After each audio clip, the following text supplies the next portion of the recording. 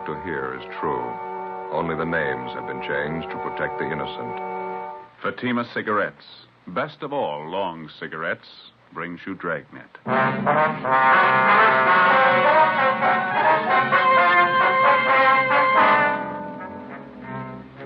You're a detective sergeant. You're assigned to homicide detail.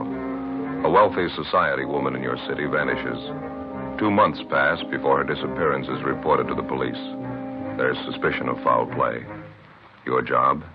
Investigate. Webster's Dictionary. Definition of the word compare. Compare. Examine for purpose of discovering resemblance or difference. Now, let's compare Fatima with any other king-size cigarette. The resemblance. Fatimas are the same length as other king-size cigarettes, 85 millimeters. Fatima has the same circumference, 1 1/64 inches around. And Fatima filters the smoke exactly the same long distance as other king-size cigarettes. The difference. In Fatima, the difference is quality. You see, Fatima contains the finest domestic and Turkish tobaccos superbly blended to make Fatima extra mild. You get all the advantages of extra length plus Fatima quality, which no other king-size cigarette has. So compare Fatima yourself. Your first puff will tell you... Ah, that's different. Yes, in Fatima, the difference is quality. Buy Fatima.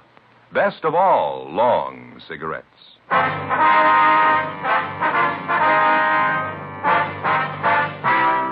Dragnet, the documented drama of an actual crime. For the next 30 minutes, in cooperation with the Los Angeles Police Department, you will travel step by step on the side of the law through an actual case transcribed from official police files. From beginning to end, from crime to punishment, Dragnet is the story of your police force in action. It was Monday, February 8th. It was foggy in Los Angeles. We were working the day watch out of homicide detail. My partner's Ben Romero. The boss is Thad Brown, chief of detectives. My name's Friday. We were on the way out from the office, and it was 11:23 a.m. when we got to the 9th floor of the medical dental building, room 912. Dr. Marston? Yes, what is it? Police officers, doctor. Like to talk to you. Oh, yes. I'm sorry. Daydreaming, I guess. I didn't hear you come in. Well, my name's Friday, doctor. This is my partner, Sergeant Romero. How are you, doctor? How do you do, gentlemen? Yes, sir. It's about the missing persons report on your wife. You filed it yesterday. Yes, that's right, Sergeant. Certainly glad you came. Like to have this whole thing straightened out as quickly as possible. I want my wife back with me. Well, we'll do everything we can, doctor. There's a few things we'd like to have you straighten out for us, if you will. I thought I made it pretty clear in that report I filed yesterday. What is it you have a question about? I've got a copy of the report right here. Says your wife disappeared December 9th. That's a little over 2 months ago, Doctor. Yes, that's correct. December 9th, Sunday night. We were out having dinner, and we had a little argument, and Louise left. I didn't hear from her until the following Friday. That's when she wrote me the first letter. It was from New York. Well, weren't you a little alarmed to find out your wife had left you and gone east? Well, I wasn't too happy about it, but we'd had a few arguments before. Always figured it did both of us good if Louise got away for a little while. No, I wasn't particularly worried. She has friends in New York. Would you care for a cigarette? Not right now, thank you, doctor. Yeah? I've got a light for you. Thank you. I understand your wife didn't stay with her friends this trip, Doctor. No, apparently she didn't. However, I wasn't too concerned. She wrote me letters twice a week, and then she wrote Stanley. That's our son. He's in military school. Louise wrote to him regularly, too. Mm-hmm. And the last letter you got from your wife was about 2 weeks ago. Yes, sir, exactly 2 weeks ago. Had the same postmark on it, New York. Well, have you any idea at all where she was staying back there? That's a strange part of it, Sergeant. Louise didn't put a return address on any of the letters. I inquired of some of our friends back there, but none of them had seen her. Well, I suppose she was staying at a hotel. I don't know which one, though. Well, about those letters, Doctor, now you're sure that they're in your wife's handwriting. You don't think they could be forgeries, do you? It's possible, but I don't think so, Sergeant. I know my wife's handwriting. Do you have all the letters with you, sir? Yes, I'll have my secretary get them before you leave. She's out to lunch now. Right. Oh, excuse me, please. Go right ahead. Yes, Dr. Marston. For Miss Taylor. Oh, yes, I'm glad you reminded me. Thank you. I'm sorry, officers. There's a denture I have to have ready for one of my patients by this afternoon. Would you mind if I go ahead and work on it while we talk here? No, it's perfectly all right, Doctor. You go right ahead. Would you mind stepping in the lab back here? All right, fine. Go ahead, man. sorry to interrupt everything like this. I do have to have this denture ready, though. We understand, sir. Doctor, you say the night your wife Louise disappeared, the two of you had an argument? Yes, that's correct. Mm-hmm. We were having dinner out at our country club, and I guess Louise had too many cocktails. She gets in a nasty mood when she drinks too much. I asked her to stop drinking. She flared up and walked out of the place. Mm-hmm. Did anyone besides yourself see her leave? Oh, yes, 2 or 3 couples, friends of ours. When I found out Louise had gone off to New York, I thought, well, it was her way of teaching me a lesson.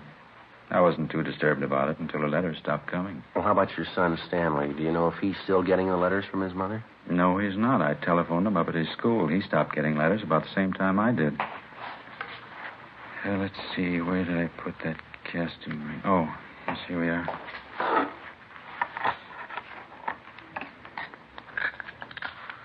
Then, as far as you know, Doctor, no one at all has actually seen your wife since that night at the country club when she walked out and left you. Mm-hmm, that's correct.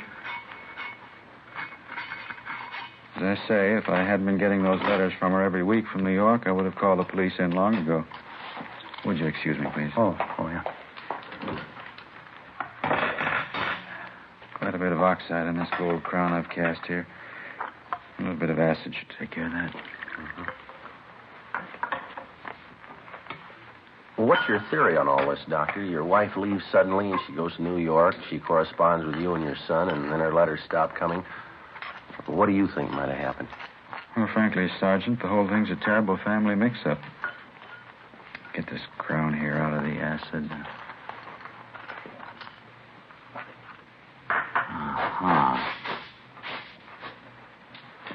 Well, how do you mean, Doctor, a family mix-up? Well, just that. There's only one reason for Louise disappearing the way she has. Money. Money and that stepfather of hers. Say, would you switch on that small motor there, Sergeant? I've got to polish up this crown and get it in shape. Oh, yeah. Sure. Thank you. Well, what do you mean, Doctor? How does your wife's stepfather fit into all this? Money mad. It's about the size of it. I don't know if you're aware of it, but my wife Louise was left a considerable amount of money by her aunt. Uh-huh. Well, it was a fortune, as a matter of fact. Louise's stepfather has always been trying to get his hands on it. Excuse me again. Sure, go ahead.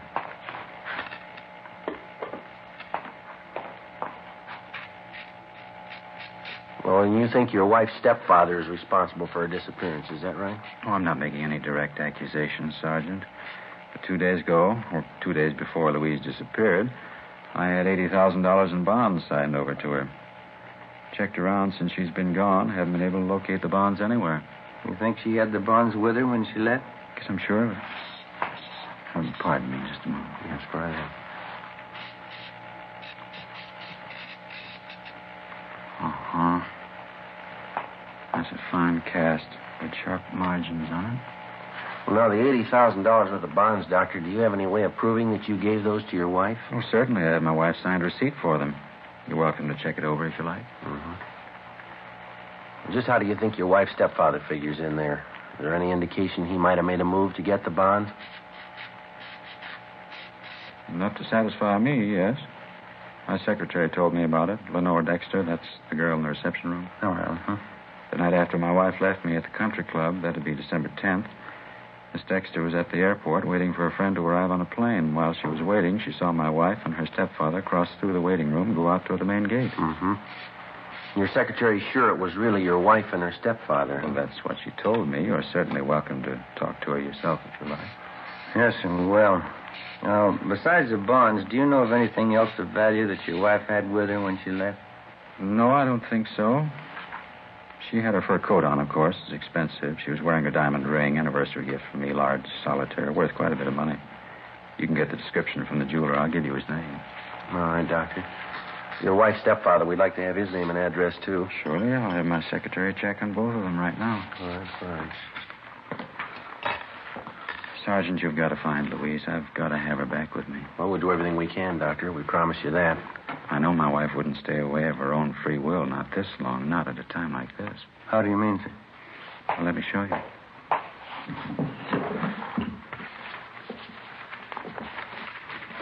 Here it is. This is the final drawing the architect made for us. What do you think of it? Oh, it's very nice. Yeah, it certainly is. It's got to be our own building. 12 stories, finest in the city. Uh-huh. Robert A. Marston Building for professional men. Louise and I have looked forward to it for a long time. I understand. We settled on the final plans a week before she disappeared. Contractors will start construction in a few weeks now.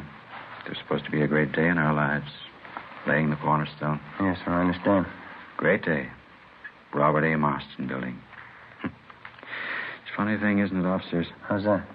Nothing's very great unless there's somebody to share it with.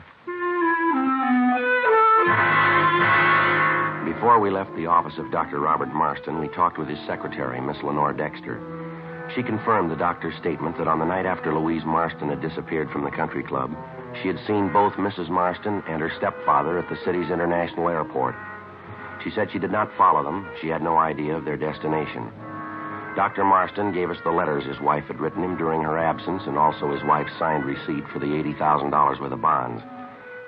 Each of the letters was postmarked New York, and the dates on them ranged from December 15th to March 24th.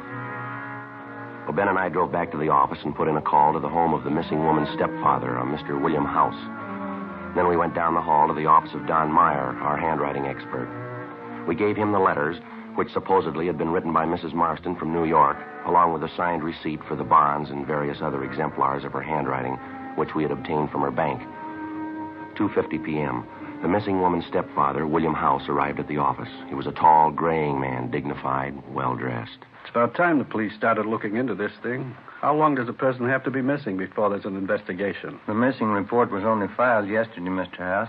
If you knew your stepdaughter was gone, why didn't you report it? I've had private detectives working on this for a month. Had them checking everything about the case. How much luck have they had? Frankly, not much. But I still got them working on it. Well, getting back to what we have on hand, Mr. House, how about this statement of Dr. Marston's secretary? She says she saw you with Mrs. Marston at the international airport the night after she disappeared. It's a lie. I haven't been near that airport in 6 months. It's a lie, and I can prove it.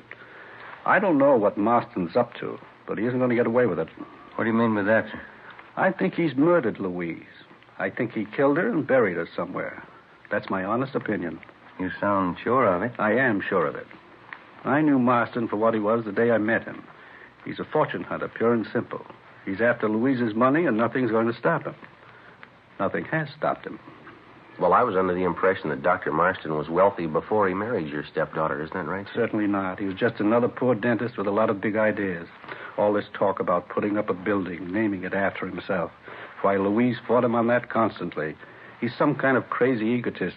Well, what about the $80,000 in bonds he says he signed over to Mrs. Marston? If he told you that, he's a bigger liar than I thought. Well, he gave us a receipt for the bonds. It was signed by his wife. Can you account for that? Frankly, no. Either he got her signature on it by some kind of trick, or he forged it. I'm sure he never had that much money.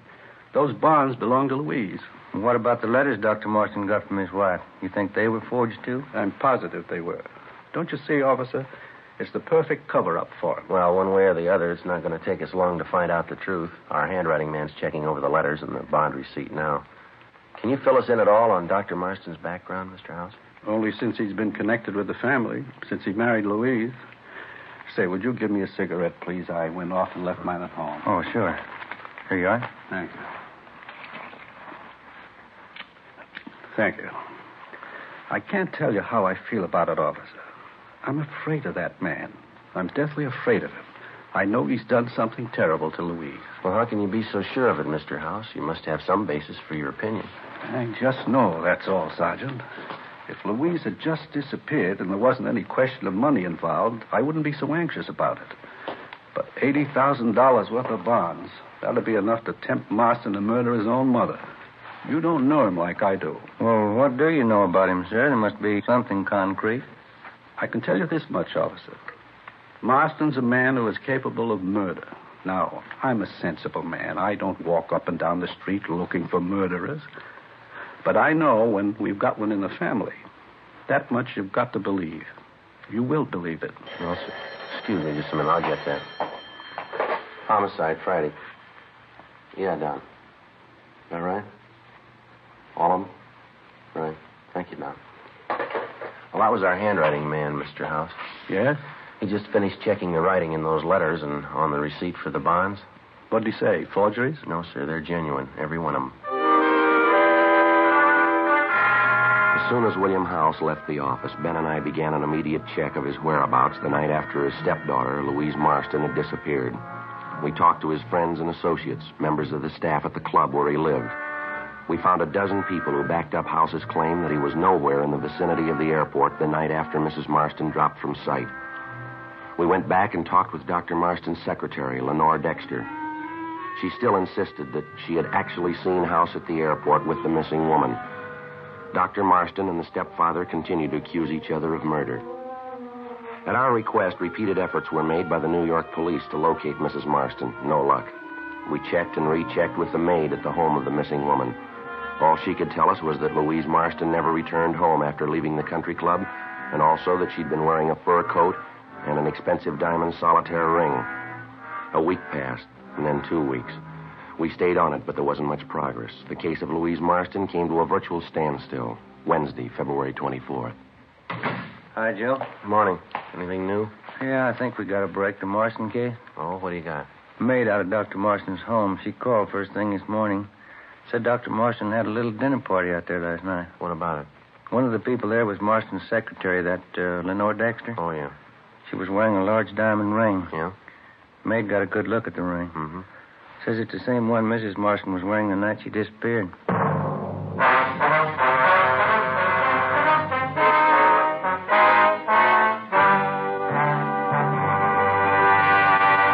You are listening to Dragnet, authentic cases from official police files.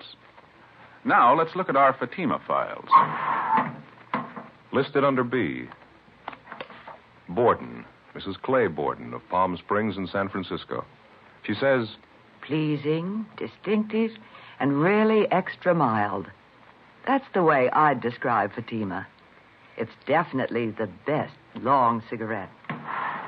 friends, more smokers now insist on Fatima than ever before. Because in Fatima, the difference is quality. Quality of tobaccos. The finest domestic and Turkish varieties, extra mild, superbly blended, to give you a much different, much better flavor and aroma. Quality of manufacture. Smooth, round, perfect cigarettes. Rolled in the finest paper money can buy. Manufactured in the newest and most modern of all cigarette factories. Quality, even to the appearance of the bright, clean gold and yellow package. Remember, Fatima gives you all the advantages of extra length, plus Fatima quality, which no other king-size cigarette has. So if you smoke a king-size cigarette, compare Fatima. You'll find they now cost the same. But your first puff will tell you, Ah, that's different. yes, in Fatima, the difference is quality.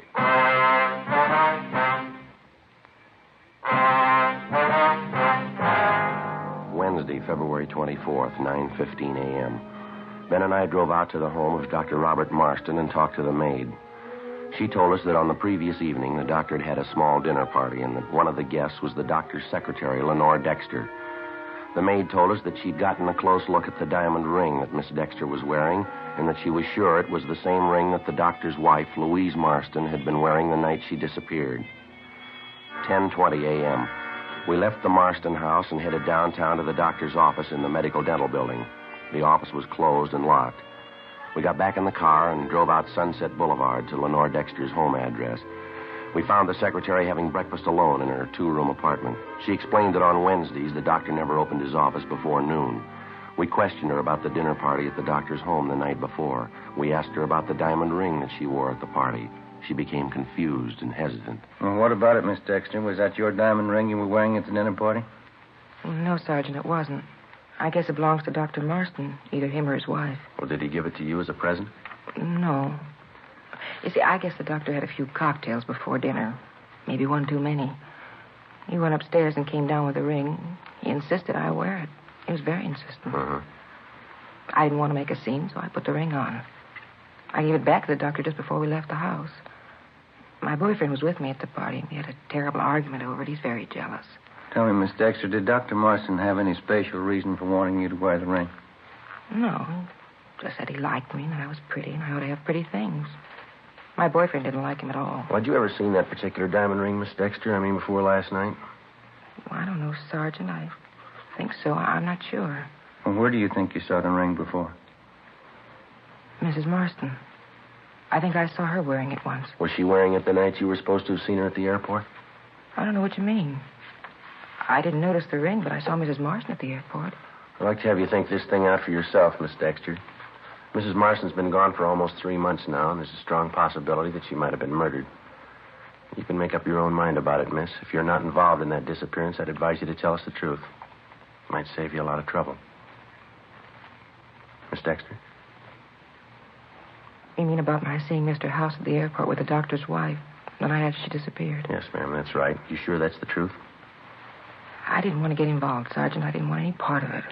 You mean you didn't see Mrs. Marston and her stepfather at the airport that night, that you made it all up? I didn't make it up, Sergeant. I swear I didn't. He told me what to say. He said to do it as a favor for him. Who's that, miss? Dr. Marston. We continued to question the secretary, Lenore Dexter. She confessed that Dr. Marston had directed her to tell the story about seeing Louise Marston and her stepfather, William House, at the international airport. It was all a complete lie. She said that Marston had explained that the whole thing was just a practical joke, that it didn't mean anything. When Mrs. Marston was officially reported missing, she thought of going to the police, but Marston had frightened her out of taking any such action. The only other suspicious thing she could recall about Mrs. Marston's disappearance was a conversation between the doctor and his architect, Mr. Harold Whitmore. He was the architect who had planned and designed the projected Robert A. Marston building for professional men. Well, the secretary told us the doctor's conversation with the architect had taken place about a month before Mrs. Marston's disappearance, and that she'd heard the doctor mention to the architect something about New York and a packet of letters. Lenore Dexter was taken downtown, where she gave us a complete signed statement. Ben and I got in the car and drove to the offices of architect Harold Whitmore over on South Hope Street. He was a tall, florid-faced man, very cooperative. Yeah, I remember that conversation with Dr. Marston. He gave me a bunch of letters, at least a couple of dozen anyway. They were addressed to the doctor and his little boy Stanley. What do you want you to do with the letters, Mr. Whitmore? He asked me if I had any friends in New York, and I said I did. Then he said he was playing some kind of practical joke on his wife and son. He gave me the letters and asked me if I'd send them to a friend in New York and have him mail them back one at a time. You agreed to do that? Yeah, that's right. The letters were all sealed and stamped, all in order, the way they were supposed to be mailed. I just sent them back to this friend of mine, Bob Rogers, in New York, and forgot all about it. Mm-hmm. Mr. Whitmore, how long have you known Dr. Marston? Very long? No, not too long, only in a business way. He wants to put up this office building of his, and I'm handling the job for him. He's sure nuts on the subject. Can't wait till we start construction on the job. I think his life depended on it. You know much about his personal life? Where'd you first meet him?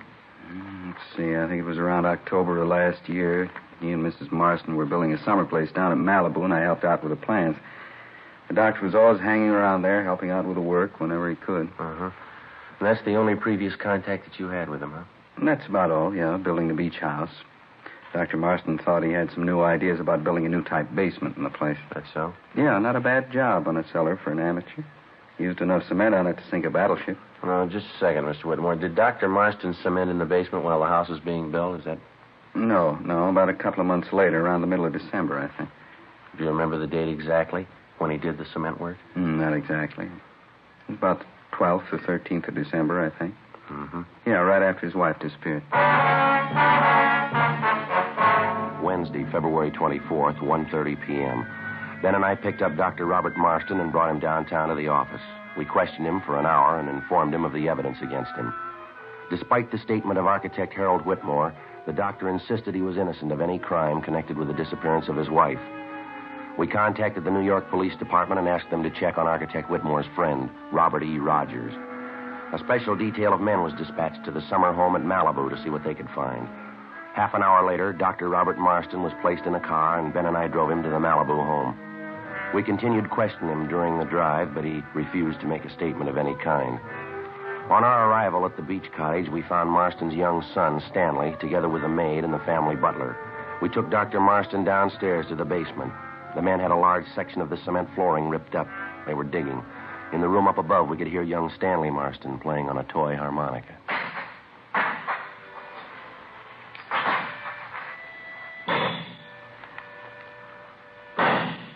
I'd like to know something, Sergeant, just for my information. Yes, sir?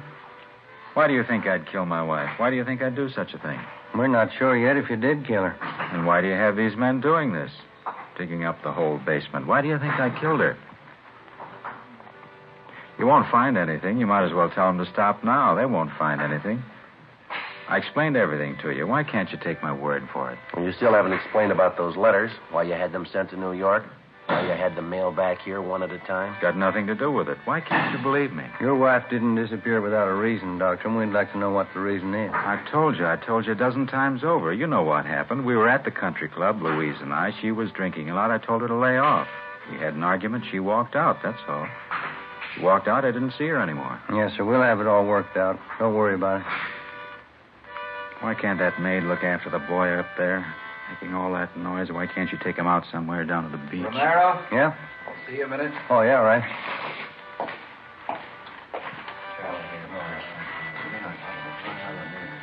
Sergeant, what do you want me to say? What's that? They've found her. You know that. Louise, right where I buried her. What do you want me to say? Well, that's up to you. Guess you wouldn't understand, would you, Sergeant? The only thing I ever wanted in my life. She wouldn't let me have it. The building. Robert A. Marston building. For professional men.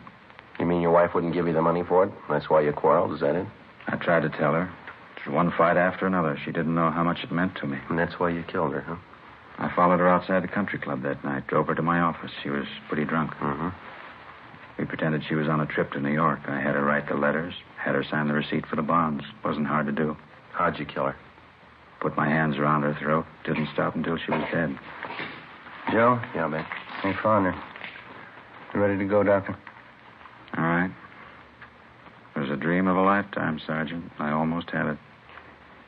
The Robert A. Marston building. Finest in the city. Yeah.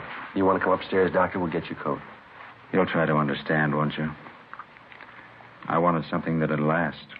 My own building. My name on it. Something you'd remember. Yeah. That's the reason I killed Louise. She didn't want me to have it. My own building. Something that would last. Make the people remember. Well, you made it, Doctor. Why worry? What? You don't need a building. I'll remember you.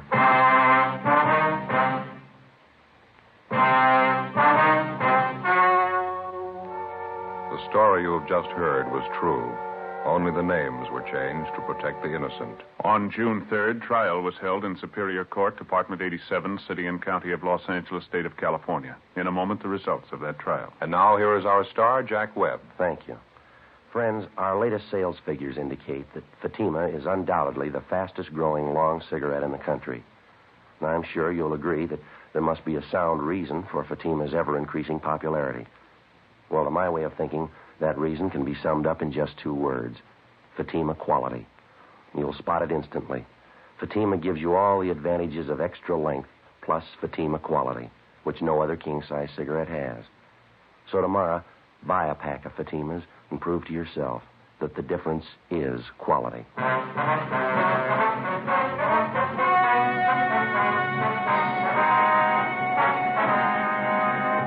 Robert Alexander Marston was charged with murder in the first degree. 10 days after his trial opened in Superior Court, the suspect took his own life in his jail cell by hanging.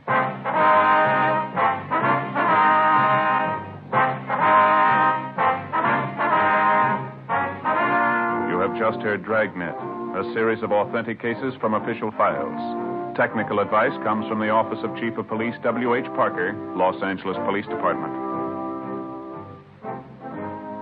Fatima Cigarettes, best of all long cigarettes, has brought you Dragnet, transcribed from Los Angeles.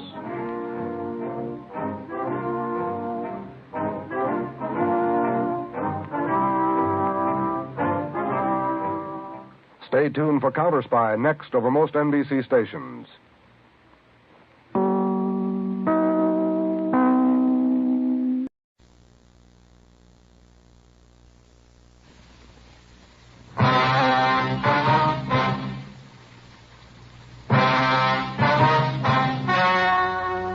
The story you are about to hear is true.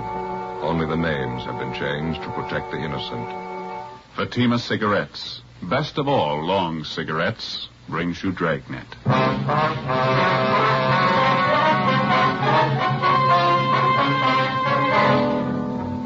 You're a detective sergeant. You're assigned to accident investigation, hit and run detail. You receive a call that two elderly women have been struck down in a crosswalk by a hit and run driver. The women lie in Georgia Street Hospital. Their condition is critical. Your job? Find the driver. In Fatima, the difference is quality. Yes, in Fatima, the difference is quality. Quality of tobaccos. The finest domestic and Turkish varieties, extra mild, superbly blended, to give you Fatima's much different, much better flavor and aroma. Quality of manufacture. Smooth, round, perfect Fatima cigarettes. Rolled in the finest paper money can buy. Manufactured in the newest and most modern of all cigarette factories. Quality. Even to the appearance of the bright, clean, golden yellow Fatima package. So compare Fatima yourself today. You'll find Fatima gives you all the advantages of extra length, plus Fatima quality, which no other king-size cigarette has. Yes, light up a Fatima. Your first puff will tell you... Ah, that's different. Because in Fatima, the difference is quality.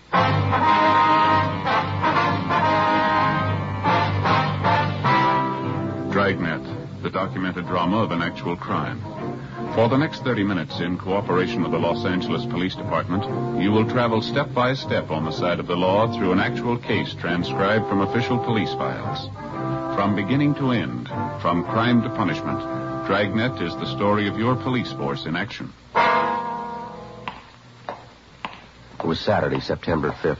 It was mild in Los Angeles. We were working the day watch out of accident investigation, hit and run detail.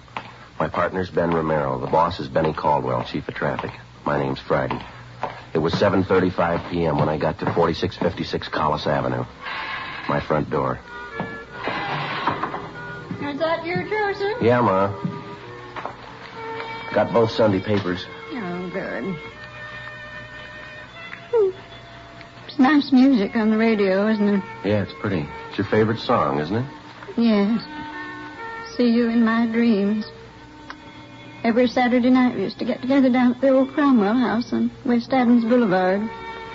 Weekly dance, you know. Yeah, I know. It was a lovely old home down there. Had a beautiful ballroom upstairs. Always had a good time at the Cromwell house. Was that before you were married? Oh, my, yes. Met your father through Mildred Cromwell, you know.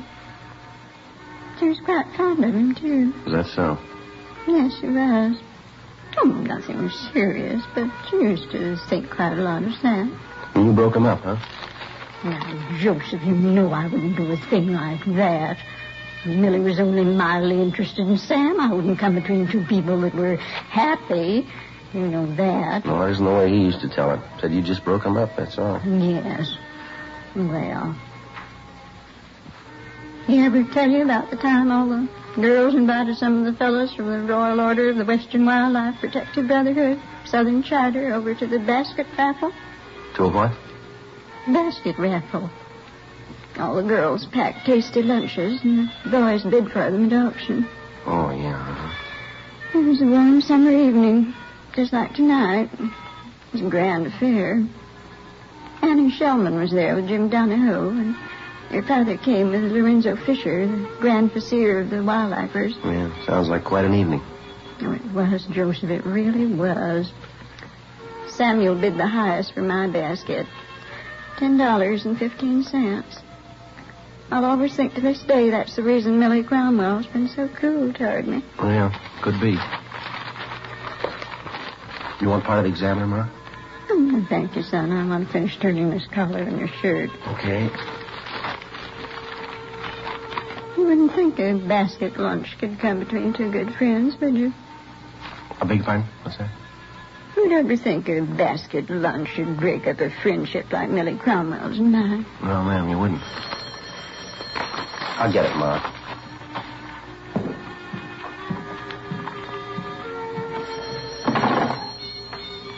Friday talking. This McDermott, Joe. Oh, yeah, Mac. Got a bad one. Two elderly women were struck by a hit and run. Well, just a minute, Mac. I can't... Hey, Ma, would you turn down the radio, please? You're all right. Thank you. Yeah, Mac, go ahead. 3 blocks west of Riverside on Los Feliz. We have 2 traffic cars out there now for the preliminary investigation. You and Romero better roll on it. Right, Mac, right away. I've already notified Romero. He's on his way over to pick you up now. Okay, I'll be ready. Keep me informed, huh? Right, Mac, bye. You have to go back to work, Joseph? Yeah, where'd you put my flashlight, do you remember? It's right here in the desk. Okay, thank you. What is it, son? An accident? Yeah, bad one, it sounds like. Hit and run. Who was it? Did they say it? A couple of elderly women struck down up on Los Feliz. Isn't that terrible? Yeah, Ma, they're all terrible. 10 minutes after I hung up the phone, Ben arrived, and at 8:10 p.m. we got to the intersection of Los Feliz Boulevard and Commonwealth Avenue.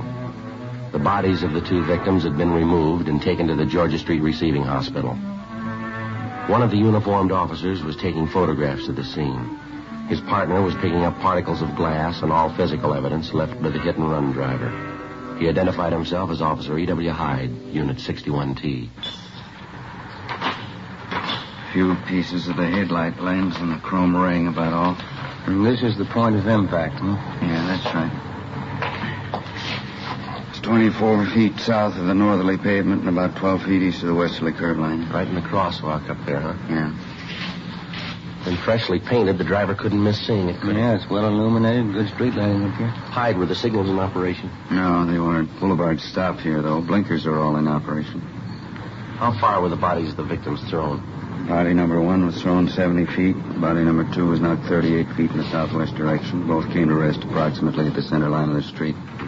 Whoever did it was going at a high rate of speed. That's what we figured. I told you there were no skid marks, didn't I? Yeah, you did. Any witnesses? Yeah, there's 3, but only one I think will be helpful. What's the name and address? He's right over there on the curb now. Name's Richard Morgan. Runs the nursery there. Well, thanks, Hyde. You're going to make the reports and book the evidence, are you? Yeah, I'll take care of it. That's Morgan over there in the tan overalls. All right. Thanks a lot, Hyde. Okay.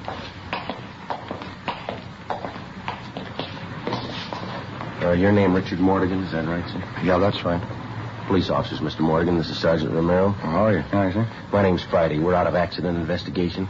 I'd like to talk to you about the accident that just happened here. Sure was a bad one. Hope you catch those kids. Didn't even slow down. I understand you witnessed the accident. Wonder if you'd be kind enough to tell us what you saw. I was just closing up my nursery here. Just unlocked my car and was about to get in when I saw this car come shooting up Los Feliz there. Fast clip. Where were the 2 women? They were just stepping off the curb onto the crosswalk over there. I could tell they didn't see the car. I yelled, honked my horn. Guess I wasn't quick enough. It was just awful. Go on, Mr. Morgan. Oh, the way that car hit those women looked to me like he knocked them 50 feet at least. Then, just like nothing at all, the car raced right on through the intersection, on down Los Feliz, that way. Did you get a look at the driver? No, sir, not too good, but I believe he had blonde hair. Looked to me like he was alone in the car. Anything more about him? Looked like a young kid to me. I'll bet on that. He was a young, blonde kid, about 18, 19, on in there. Now, how about the car he was driving? Can you help us out there, sir? I believe it was a Ford. I don't know what year. Yeah, a Ford sedan, 2-door. What color was it? Black, dark blue. I'd say black. Did you happen to get the license number, sir? No, sir. Everything happened so fast. I guess I was kind of stunned for a minute. You know how you'd be. Sorry, wish I did. And you're pretty sure about the car, Mr. Morgan. Are you familiar enough with cars to be positive it was a Ford? Yeah, I think I am. And you don't know what year the car was? No, sir. I'm sorry, I don't. Just know it was a Ford sedan. Well, thank you very much, Mr. Morgan. We may have to check back with you later. Anytime. I'd glad to do whatever I can to help you get that driver. How can we get a hold of him, Mr. Morgan? Well, I'm right here all times. Morgan Nurseries. 4402. Thank you very much.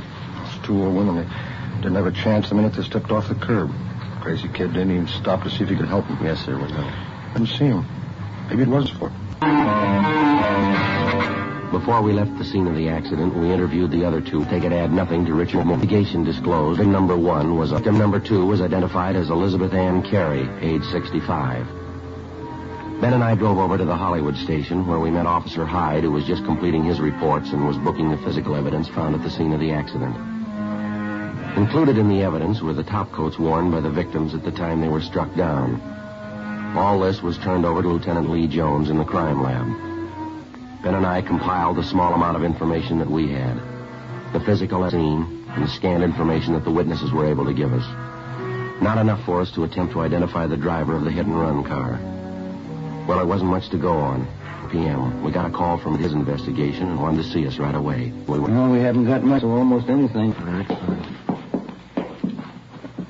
First off, your witness out there, what was his name? Morgan? Yeah, well, Morgan is right. The car was black.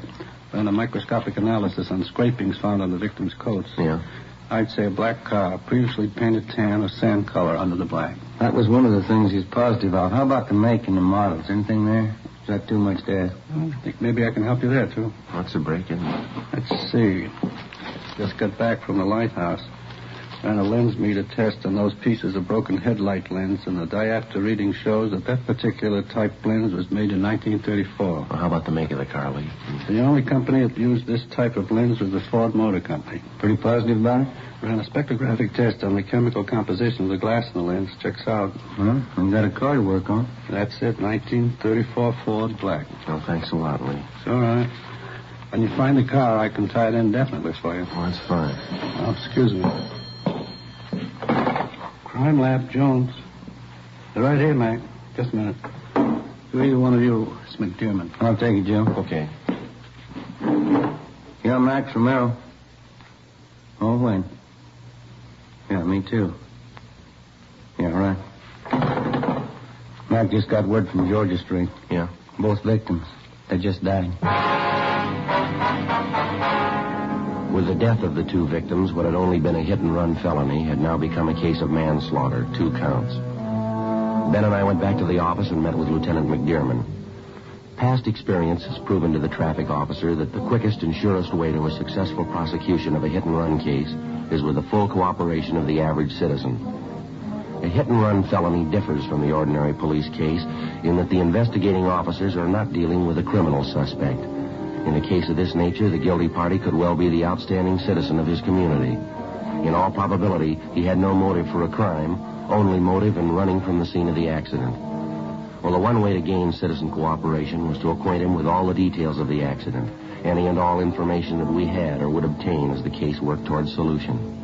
10:15 p.m., Saturday, September 5th. In addition to the emergency broadcast put out at the time of the accident, supplemental broadcasts and APBs were sent out.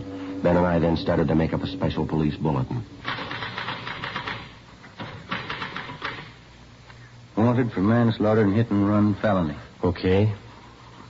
Information regarding identity of occupant of following hit-and-run vehicle.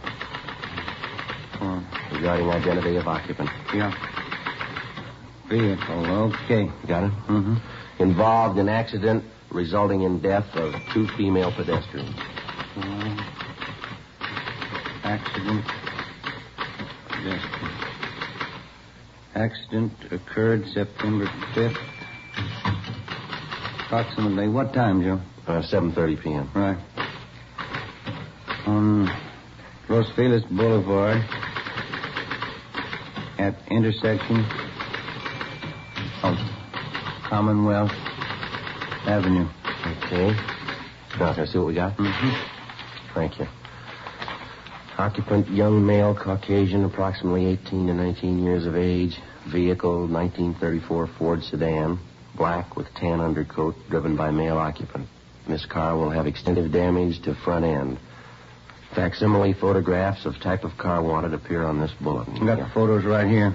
Side, front, and back view. Okay, this ought to do it. Let's get it down to the printing bureau right away, huh? Yeah, auto paint shops, wrecking yards, garages, repair stations, used car lots, insurance company. The daily papers are running a spread on it in the next edition. That ought to cover it. Yeah, it's all there if it gets to the right person. Wednesday, September 9th, 10:45 a.m. The inquest of the 2 hit-and-run victims was held, and the jury returned a quick verdict of manslaughter, 2 counts, naming a John Doe as guilty. For the next 3 weeks, we received numerous phone calls concerning the black Ford sedan. All leads were checked out and failed to materialize. Cars fitting the description of the wanted vehicle were constantly being stopped and the occupants questioned. We got nowhere. Ben and I followed up on our bulletins. We checked various garages and paint shops. Used car lots were checked and rechecked. No luck. Monday, October 3rd, 2:30 p.m. We were on our way back to the office after having canvassed several wrecking yards and repair stations. I never knew they made so many black 34 Ford here. I don't see how we could have overlooked anything, do you? No, I don't. Something ought to break on this thing soon. We just had a little more to go on. That license number, if somebody could have seen it. Yeah, that'd help, wouldn't it? I'll get it. Traffic, Friday. Hello, Hello, my name is Dan Provost. I run a used car lot in Dan's Corner at 54736 Avenue. Yes, sir. I'd like to talk to somebody regarding that last bulletin you sent out September 7th this year. Well, I think maybe I can help you, sir. That 34 Ford you're looking for on that hit and run thing? Yeah, that's right. Young kid, blonde, says he's got some repair work for us. Yeah? I got one of my mechanics stalling him now. What's the car look like, Mr. Provost? Like the one you're looking for. The reason I called is because he says he banged up the front end. Right away, I remembered the bulletin. All right, sir. See if you can hold him there, will you? We'll be right over. I'll do my best. We'll be right there, sir. I think I've got your man for you.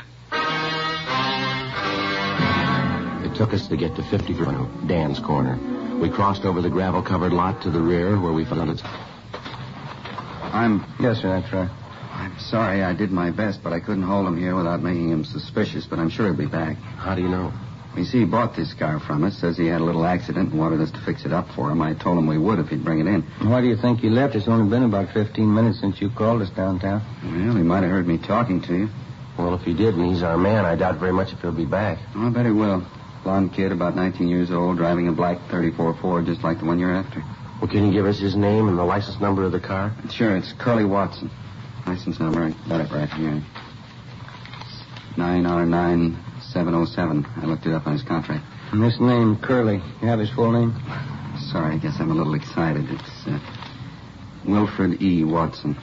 Everybody around here calls him Curly. I'm pretty sure he's the one you want. I know that car. I bought it from us about 5 months ago. Well, it's just too bad you couldn't have detained him just a little longer, Mr. Provost. Well, like I say, you don't have to worry. He'll be back. What makes you so sure? From the way he described the damage to us, I'd say he's got about $75 to $100 worth of work on that front end. Yeah? I know he's the man you want. I'm going to be in trouble if he's not. What do you mean? Well, it was the only thing I could do on the spur of the moment like that. Yeah? That's how I know for sure he'll be back here. Well, how's that? I told him I'd fix his car free.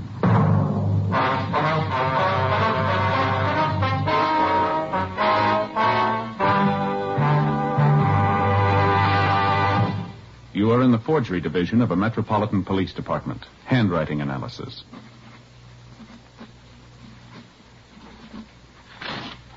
All right, now write the alphabet in lowercase, please. You are listening to a handwriting expert taking an exemplar of a suspect's handwriting. Now write the numerals from 1 to 10, please. This handwriting sample will be compared with a forged signature. Side by side, two signatures may often look alike, but closer examination will prove a world of difference. You'll find the same is true when you compare king-size cigarettes. Fatimas are the same length as any other king-size cigarette, 85 millimeters. Fatima has the same circumference, 1 1/64 inches around. And Fatima filters the smoke exactly the same long distance as other king-size cigarettes. But in Fatima, the difference is quality. Fatima gives you extra mildness, a much different, much better flavor and aroma. You get all the advantages of extra length, plus Fatima quality, which no other king-size cigarette has. So compare Fatima yourself.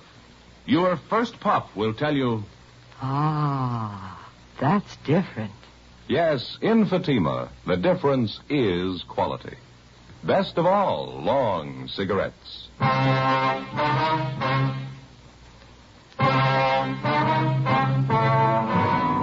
We called Lieutenant McDermott and filled him in. He sent Sergeants Kilpatrick and McClendon out to relieve Ben and me and to maintain a stakeout on Dan's Corner, the used car lot, in the event the suspect should return. We went back downtown to R&I. Wilfred E. Watson had a record and was wanted by the Fresno Police Department where he had jumped bail. The charge was grand theft. We took Watson's mugshot back to the used car lot where he was positively identified by Dan Provost. Ben and I went to his last known address. The landlady told us that Watson had moved approximately a month ago and had not left a forwarding address. From his mama sheet, we obtained a list of his friends and associates. All efforts to locate him failed. The stakeout continued. We showed the mugshot to Richard Mortigan, the one good witness to the accident. He said he could not identify Watson as he did not get too good a look at him, but he stated that there was a possibility that he could be the man. A week went by. The whereabouts of the suspect was still unknown.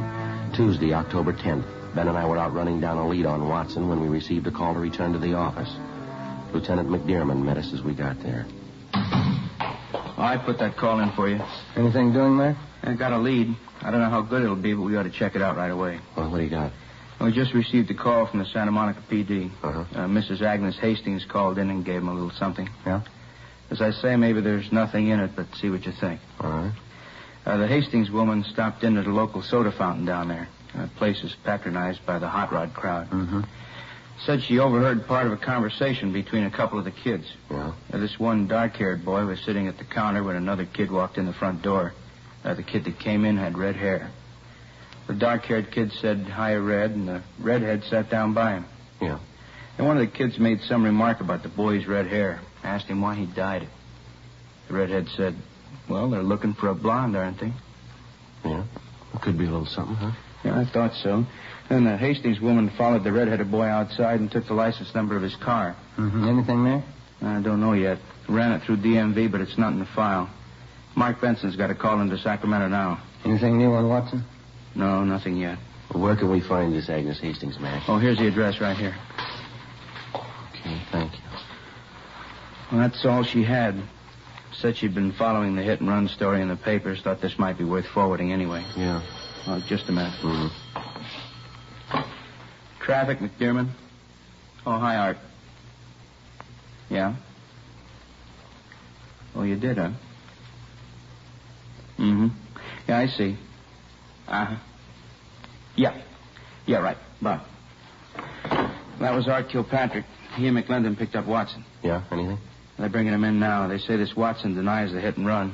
Jones will check his car over, then we'll know a little more. Well, there's not much we can do till we hear from Benson on the Santa Monica thing. Well, maybe there is. What's that? We got 2 leads. We can hope one of them's right.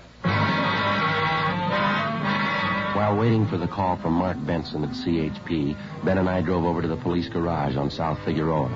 Wilfred Watson's car had been impounded, and Lee Jones had made his investigation. His findings eliminated Watson's 34 Ford as being the hit-and-run car. Investigation showed that Watson's car was involved in an accident, but this was 5 days prior to the killing of the 2 women pedestrians. Wilfred E. Watson was booked for the Fresno authorities for prosecution on their warrant. This left only the one lead, the red-headed boy who had dyed his hair. If Agnes Hastings' observations had been correct, the fact that the boy originally had blonde hair made him a possible suspect. 11 a.m. The information from DMV came through from Sacramento. The car was registered to a Calvin L. Martin, 16 Boardwalk Lane, Santa Monica. The car was a 1939 Dodge sedan, legal the same. 16 Boardwalk Lane was a small beach house facing out on the Pacific Ocean in the town of Santa Monica. 11:26 a.m. We arrived in front of the house. This is it, number 16. Yeah, all right, let's go up on the porch. Mm-hmm. I don't see anybody around. Looks like nobody's home. Well, let's try the bell. Mm-hmm.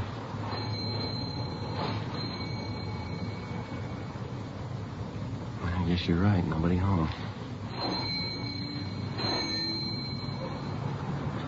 Yeah. Let's check the garage, huh? All right. It's around the side, isn't it? Yeah, it's right there. Oh, yeah. Padlock. Maybe there's a window on the side. Yeah. Come here, Joe. All right. Window's kind of dirty. I'll wipe it off a little. Yeah, that's better, huh? Can you see anything? Take a look, Joe. I see. Yeah. Looks like a 34 Ford to me. Notice the left front fender? Yeah. Pretty badly dented, isn't it? Looks like we're home, maybe, huh? Well, I'd like to get a closer look. Thanks much, Sid. See you back to work, huh? Sure. Okay. Young kid got out of a car out front. Looks like a redhead from here. Come on.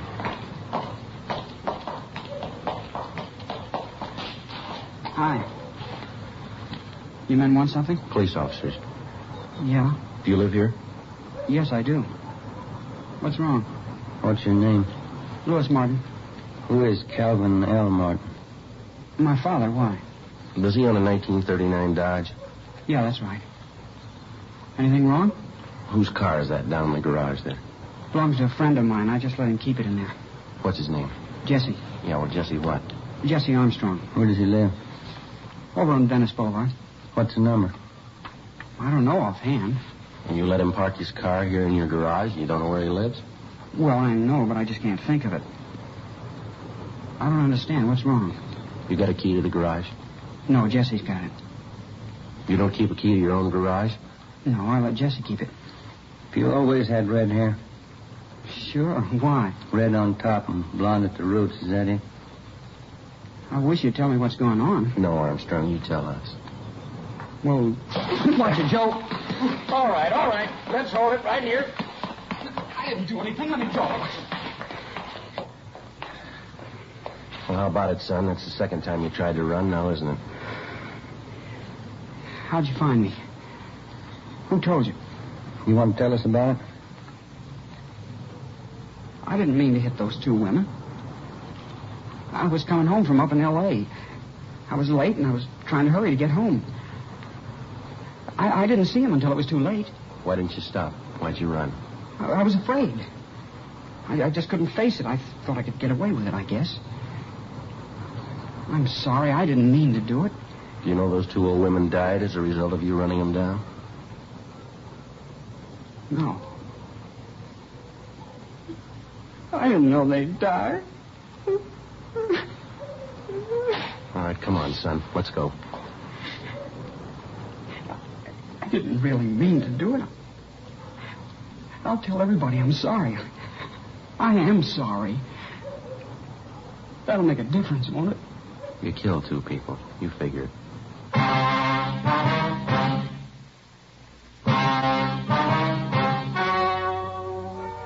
The story you have just heard was true. Only the names were changed to protect the innocent. On December 17th, trial was held in Superior Court, Department 81, City and County of Los Angeles, State of California. In a moment, the results of that trial. And now here is our star, Jack Webb. Thank you. Friends, I can give you over a dozen good reasons why Fatima is the best of all long cigarettes, but I'd rather let Fatima speak for itself. That's why I suggest that you buy a pack tomorrow, and then compare Fatima with any other long cigarette. You'll find, just as I have, Fatima's extra mildness gives you a much better flavor and aroma. You get all the advantages of extra length plus Fatima quality, which no other king-size cigarette has. Ask your dealer for Fatima. Best of all long cigarettes.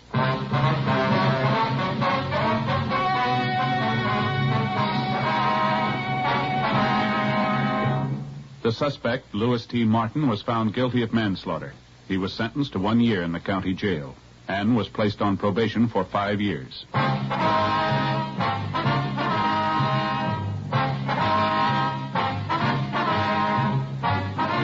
You have just heard Dragnet, a series of authentic cases from official files. Technical advice comes from the Office of Chief of Police W.H. Parker, Los Angeles Police Department.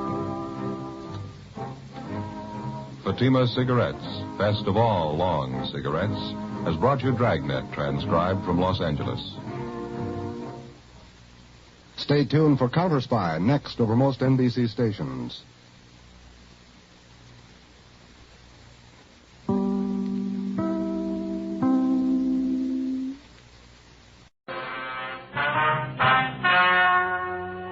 story you are about to hear is true. Only the names have been changed to protect the innocent.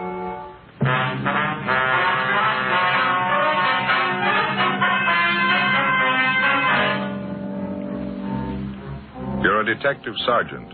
You're assigned to homicide detail. An elderly man reports the sudden death of his wife.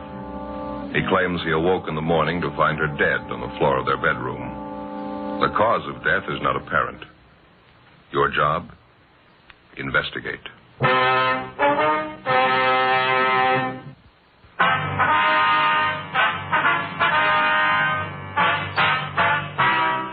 Dragnet, the documented drama of an actual crime.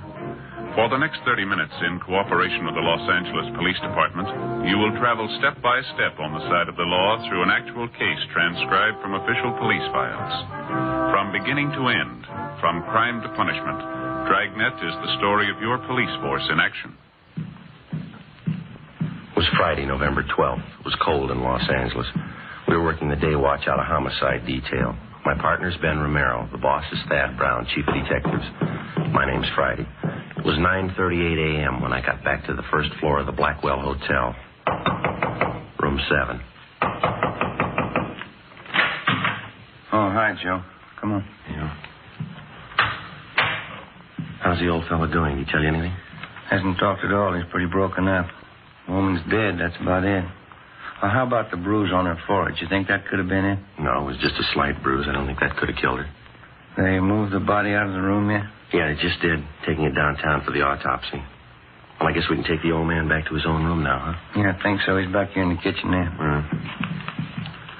Fixed him a cup of coffee. Still feeling pretty bad. Mr. Turner, would you like to go back to your room now? Everything's been fixed up. Mr. Turner? What happened? You can tell me. What happened to Gertrude? I'm afraid we don't know, Mr. Turner. Not yet. I told you about it, didn't I? Woke up this morning about 8 o'clock. Put my arm over on the pillow and she wasn't there. And I got up and I saw her laying on the floor. My wife, Gertrude. I felt her arm. She was cold. Ice cold. Somebody ought to know what happened. Well, we'll let you know just as soon as we get the coroner's report, sir. Would you like to go back to your own room now? What's coroner have to do with it? Well, he's going to have to perform an autopsy. We'll have the report for you tomorrow morning. I don't want him to do that to Gertrude. I don't want him to. I'm sorry, sir. I'm afraid it's necessary. Deaths of this kind, there was no doctor in attendance, nobody to sign the death certificate. There's nothing I can do, nothing to help her. I'm sorry, Mr. Turner. Can we help you back to your room, sir? Is she still there? No, sir. They've taken her body downtown. Can I give you a hand there? Thank you. All right. I'll get the door.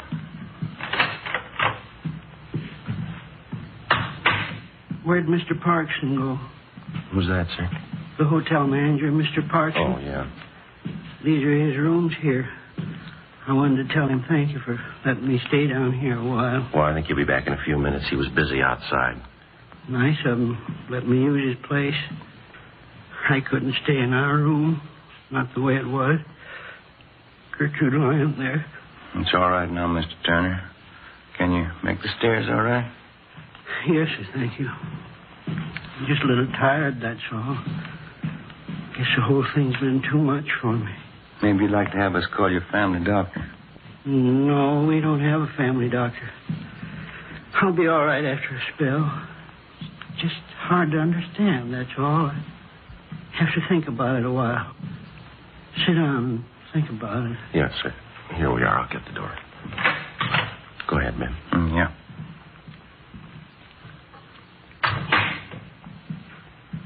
It's right there on the floor, officer. It's where I found her when I woke up. Right there by the bed. Where have they taken her? Downtown, Mr. Turner, to the county morgue. Oh. They'll let me see her, won't they? Yes, sir, they will. Do you feel up to answering a few questions for us now? All right. I'll tell you everything I know about it. I don't see how it's going to help anything. We'll try to make it as brief as possible, sir. Now, your wife's full name is Gertrude Agnes Turner, is that right? Yes, that's right. Her age? Let's see, Gertrude's 63. Yeah, that's it. I'm 4 years older than her. That's how I always tell. Was your wife in good health, Mr. Turner? Under a doctor's care, anything like that? No. Nothing wrong with her I knew of. Heart trouble? Anything like that? No, sir. She used to have headaches every now and then. A doctor friend of ours back home used to send pills for her to take. That's about all. How was your wife feeling last night? Was she all right then? Just fine. When I woke up, I put my arm over on her pillow. She wasn't there. Then I got up and saw her laying on the floor, right by the bed. Gertrude. She was ice cold. There was a little bruise up here on her forehead. I thought I was dreaming. She was dead. We weren't even married a year. You want to go on, sir? You think you feel all right? Yeah, it's all right, officer. I got a little bit of brandy in that cupboard over there. Think I could use some if you two officers don't mind? That's perfectly all right, sir. Yeah, I'll get it, Mr. Turner. We had it all figured out Tuesday, November 16th. That's her name's day. How's that? November 16th. It's my wife's name's day. You see, Gertrude's a German girl.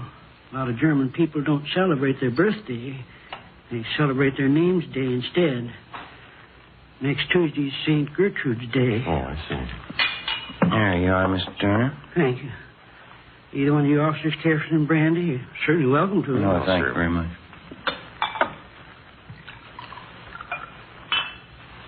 Do you or your wife have many friends in town, Mr. Turner?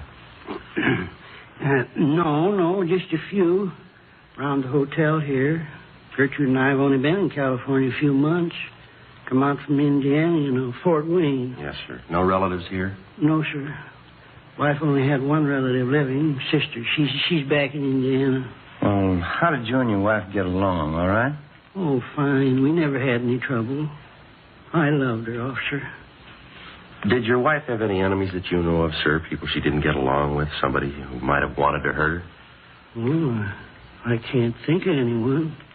Well, how about some of the men your wife knew before she married you, Mr. Turner? Any bad feelings one of them might have had towards your wife? No, sir, not that I know of. Besides, all her old friends are still back there in Indiana. Mm-hmm. You say your marriage was working out pretty well. Your wife didn't have any gentleman friends that she might have been interested in? No, sir, I know that for the truth. Gertrude spent her time at home. She didn't run around.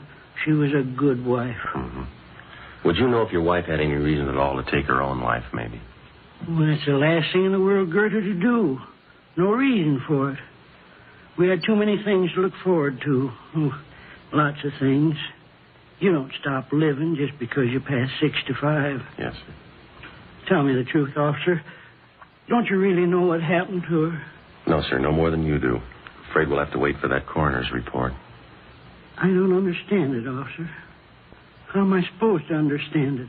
Sir? I went to bed last night and I had a wife. Yes, sir. Today's my day off. We're going to take a car ride down the beach. That's the dress she was going to wear hanging up there. Gertrude made it herself. She was going to wear it today. I'll try to take it easy, Mr. Turner. I beg your pardon. She's all I had. Why should she have to die? She didn't have to die, did she? I don't know, sir. Maybe she didn't have a choice.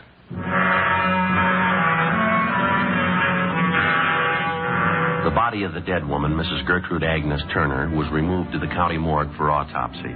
Ben and I filled out the 311 form, the dead body report, and filed it, pending the outcome of the autopsy. A couple of Mr. Turner's friends who lived upstairs from him at the Blackwell Hotel agreed to look after the old man until he got over the shock of his wife's sudden death. 7:45 the next morning, I checked in for work as usual. Morning, Joe. Morning. What do you know?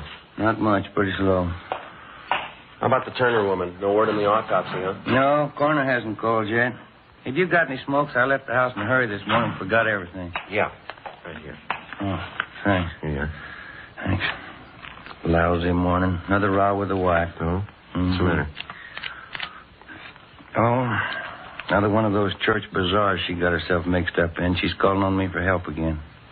Oh, yeah? What you want you to do now? Remember the last time, don't you? That spring bazaar?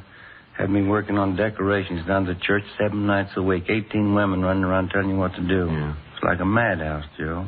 This time it's even worse. How do you mean? This time the ladies figure they ought to have a little more production. They want me to dress up in some kind of a funny costume. Auction off pies and cakes. You know, stovepipe hat, false mustache will work. No. You turned them down, huh? You won't do it, will you? Well, not exactly. Wife kicked up such a row, I guess I'll end up doing it. Got an idea, though. Uh-huh. Wouldn't be so bad if I had somebody to work with me. You wouldn't like to help me out, would you, Joe? Well, I'll tell you, I'm going to be a little busy, Ben, but if I get a chance, I'll drop out to see you, though. I get it. Yeah. Homicide Friday. Oh, yeah. How's that? Mm-hmm. All right. Yeah. Okay, we'll be right over.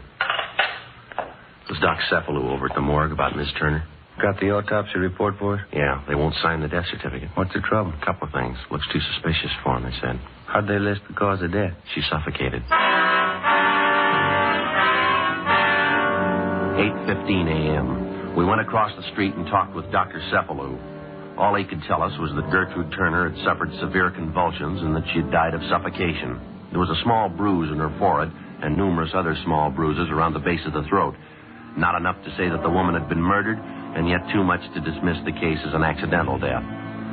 Together with Lorman and Barrett from Homicide, Ben and I looked up some of the friends of Mr. and Mrs. Turner. We found 2 points which didn't check out with the story that Mr. Turner had told us. According to the friends, Turner had had some violent arguments with his wife. On at least one occasion, he'd struck her. And secondly, the dead woman did have a gentleman friend in the neighborhood, but his conduct with her had been above question. It was strictly friendship. We decided to take it from there. We went back to the Blackwell Hotel and found Mr. Turner in his room. He was wrapping up some of his wife's personal effects and packing them in corrugated boxes. We told him about the coroner's report.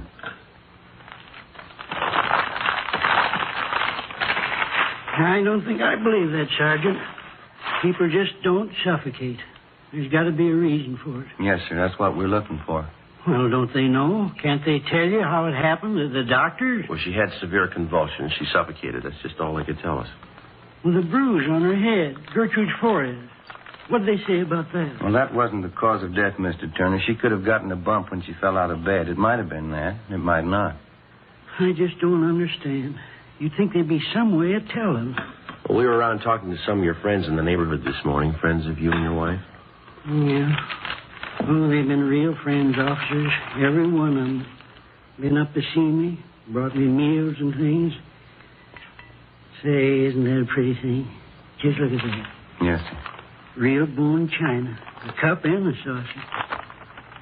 Gertrude used to collect them. Had all kinds. Pretty. Yes, sir.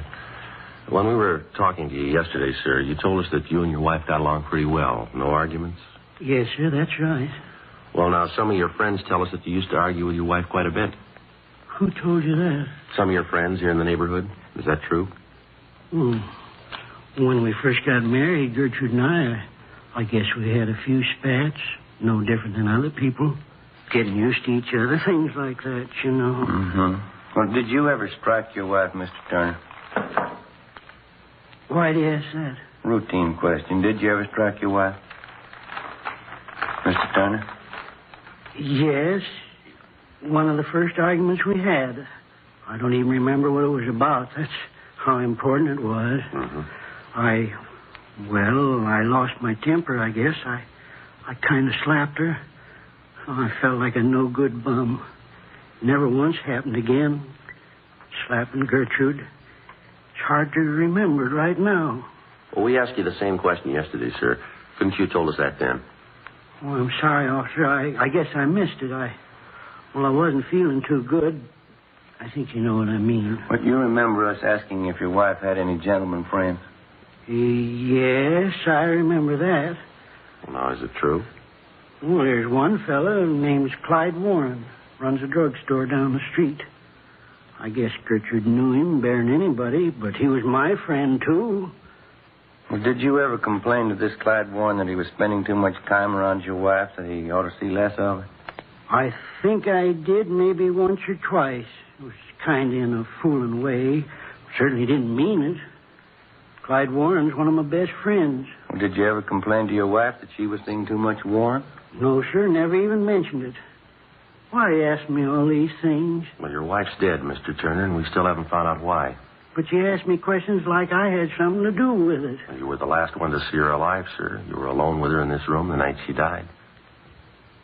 You think I killed Gertrude? Is that it? You think I killed my own wife? No, sir, we didn't say anyone killed her. You think I killed my own wife? You think I killed her? Well, did you kill her, Mr. Turner? You know I didn't kill Gertrude. You know I didn't do that. I'm sorry, sir. There's not much else we can do now. What do you mean? The coroner found a series of bruises on the body, right around here, the base of the neck. We know she died of suffocation. The two things seem to fit pretty well. I don't know what you mean. I didn't see any bruises, not on her neck. I don't know what you mean. We'll have to take you downtown, sir. You can call your lawyer now if you like. I don't have a lawyer. Why are you taking me downtown? No alternative. We're going to have to book you. How's that? Suspicion of murder. 10:25 a.m. Before we booked him at the main jail, Mr. Turner asked us if we'd get off a telegram to his sister-in-law, Mrs. Helen Raymond, in Fort Wayne, Indiana, informing her of what had happened. We told him we would, and we did. We booked him in on suspicion of 187 PC, and then we checked back in at the office. We put in a call to the insurance company that held a policy on Mrs. Turner. Yes, sir. Gertrude Agnes Turner. Mm-hmm. What was that? All right. Right. Thank you, sir. Goodbye. What'd they have to say? Mrs. Turner had 3 different policies on her life, total of $5,000. Mr. Turner's a beneficiary on all 3. Well, that'll do for a motive. And something else here. Yeah. Newest policy is for $1,000, industrial policy. When was it taken out? 3 weeks ago.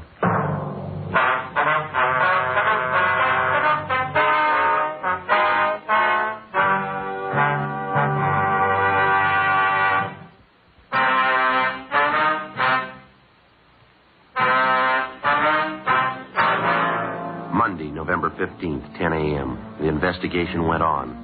We failed to uncover any additional evidence against the suspect, Mr. Turner. We had 3 main points against the man. The recently issued insurance policy on his wife for $1,000, the fact that he had fought with his wife and struck her on several occasions, and the series of bruises which had been discovered at the base of the dead woman's neck. Well, as it stood, we weren't too sure that the case would hold up in court. Ben was less sure that the old man was actually responsible for the death of his wife.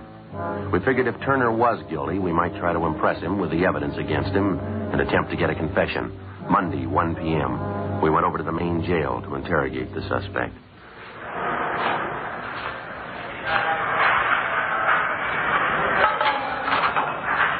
You want to step aside there? They want to lock that door. Oh, yes,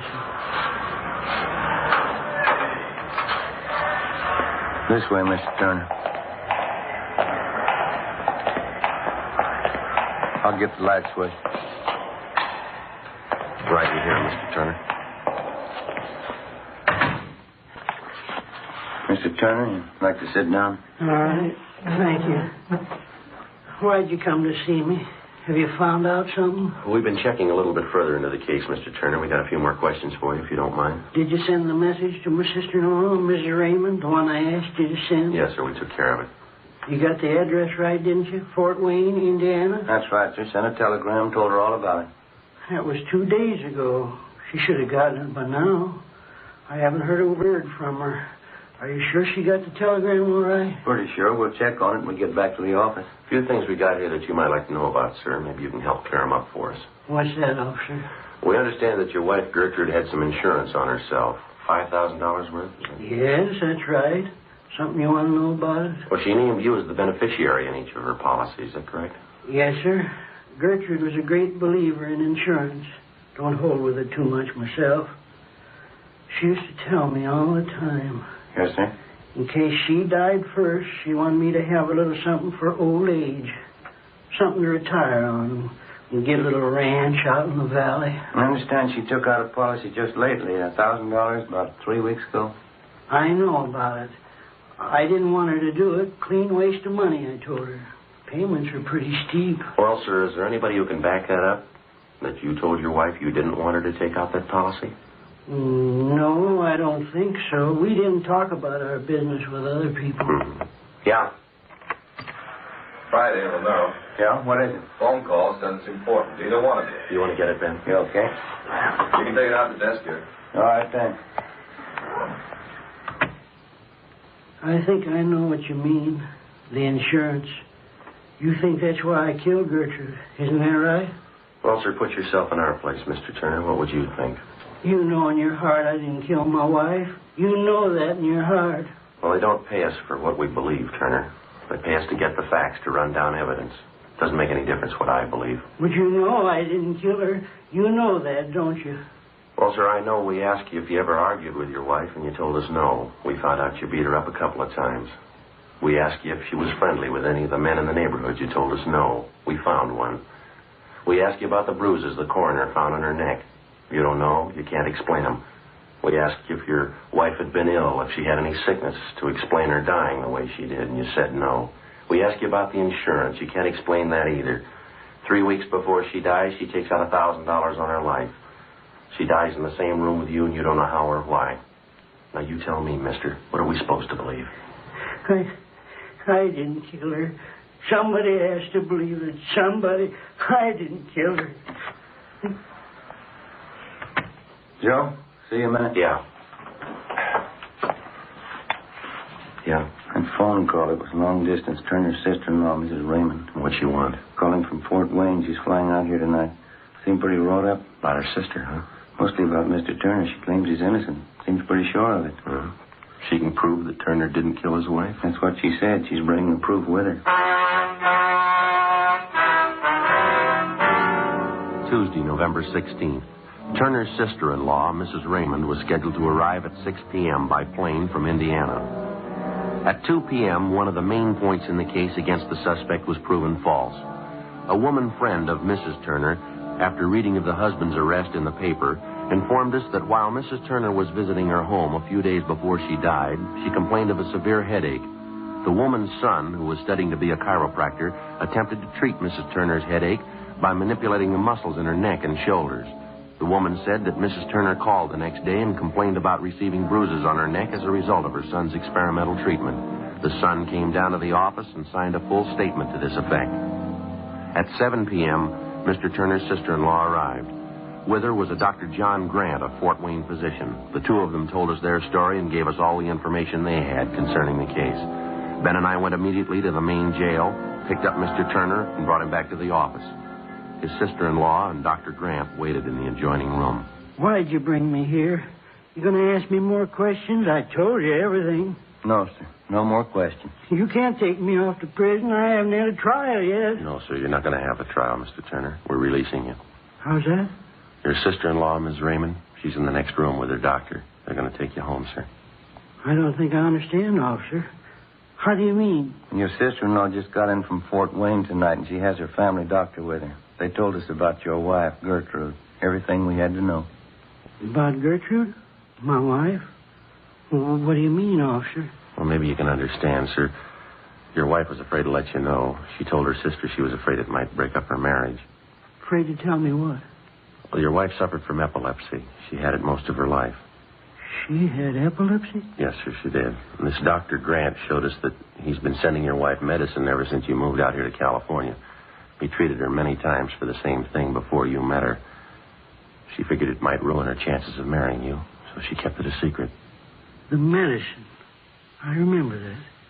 Used to come through the mail. And that's it, sir. Counts for the headache she had the night before she died. She probably had an attack during the night, suffocated. That's how you found her in the morning. Well, why didn't they know? The coroner, they examined her. Well, sir, that's just the point. If you die of epilepsy, there's just no way of telling, not even by autopsy. Convulsions and suffocation. That's the only way they can list it. And she was ashamed. Gertrude. She was afraid to tell me. Yes, sir, that's what she wrote to your sister-in-law. We saw the letters. And I can leave now if I want to? Is it all right? We'll get you things from the property clerk first, and then you can go. Can I see Helen now, my sister-in-law? I'd like to say hello. Yes, sir, you can. It's right through that door. Well, thank you kindly. It's all right.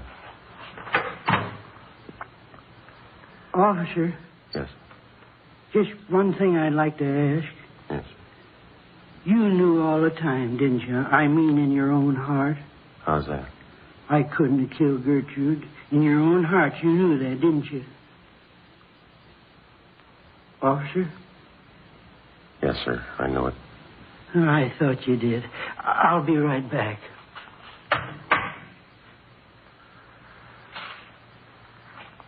Joe?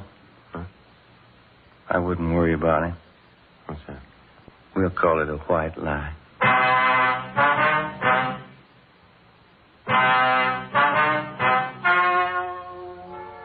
The story you've just heard was true. Only the names were changed to protect the innocent. On November 16th, a meeting was held in the office of Blaine Steed, captain of homicide. In a moment, the results of that meeting.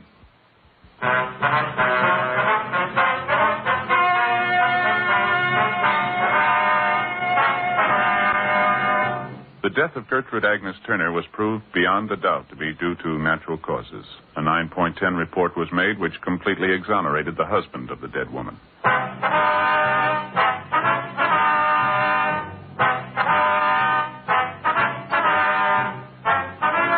You have just heard Dragnet, a series of authentic cases from official files. Technical advice comes from the Office of Chief of Police W.H. Parker, Los Angeles Police Department.